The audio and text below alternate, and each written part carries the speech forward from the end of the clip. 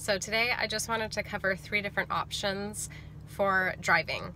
So obviously this will depend highly on how much time you have to get where you're going, how long your road trip is, how much ground you can cover in one day.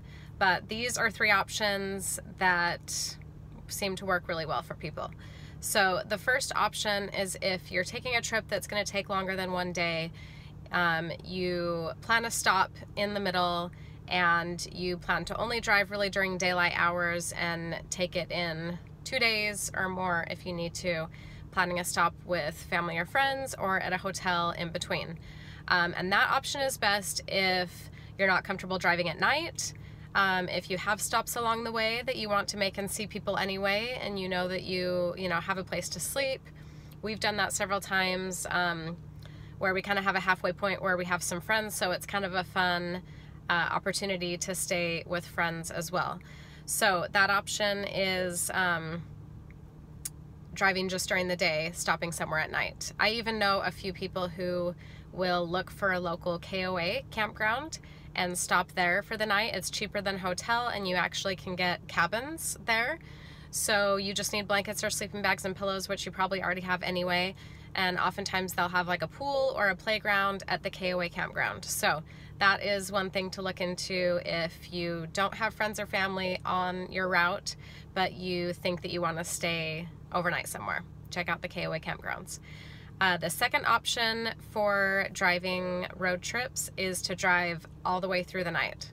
So this is actually my preferred option because usually when we take a road trip, we're going from Texas to Utah, which is about anywhere from 20 to 24 hours.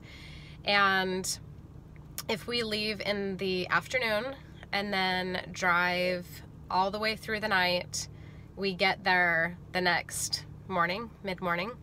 So it's not terrible. As far as time that it takes you out of your vacation, it's very minimal because it's really only one day. But this option obviously is contingent upon whether or not you feel comfortable driving through the night. I definitely wouldn't recommend this with only one driver. If you're doing it alone, you want to have a partner that you can switch off with, someone that will be able to keep you awake, someone that you can nudge and let them know if you're getting tired. But what I probably love most about this option is that if you can get your kids comfortable enough to sleep in your car, that's 8 to 10 hours that they don't need to be entertained. So it may sound crazy to some and it's not for everybody, but if you feel like you're pretty good at staying awake at night, you don't get tired at the wheel, you can do things to keep yourself awake, and you have a partner to make the drive with you, that is an option that takes the least amount of time and is easiest for kids if your kids will sleep in the car. If you have kids that really have a hard time sleeping in the car, that could be tricky for you, and sometimes you don't really know till you try, but it's my favorite option. With this option, you want to make sure that you have things that will help keep you awake. So for me, I like to sing in the car. So I'll get like old school stuff from high school, like Dixie Chicks CDs, and just play them and sing. Chewing on things helps. So if you have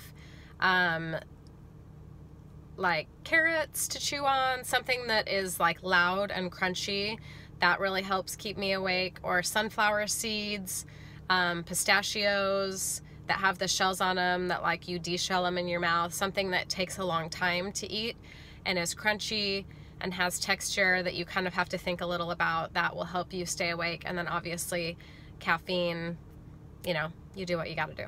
So driving through the night is the second option. The third option for driving with kids is leaving in the middle of the night. So this is kind of a hybrid between the first 2 options. And this is where you would have a partner and one of you would go to bed as early as you can. So 8 o'clock. You may need to use like a natural sleeping aid of some kind to be able to get to sleep that early. I know I would. But one of the pair goes to sleep at 8 o'clock or as soon as they can. The second person stays up late getting everything ready, getting the car ready, loading it up, getting all of the snacks and toys and everything that you'll need for your road trip.